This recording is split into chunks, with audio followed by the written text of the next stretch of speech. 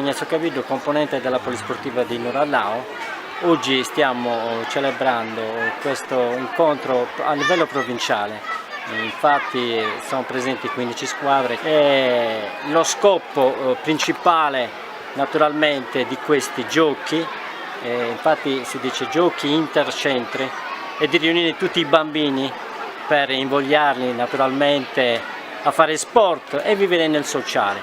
Questa è la nostra più grande preoccupazione, perché i giovani sono il futuro nostro e quindi abbiamo pensato bene di organizzare, e grazie naturalmente alla FIPAF, la Federazione Italiana Pallavolo, che ha concesso, perché tramite loro siamo arrivati a fare questa manifestazione.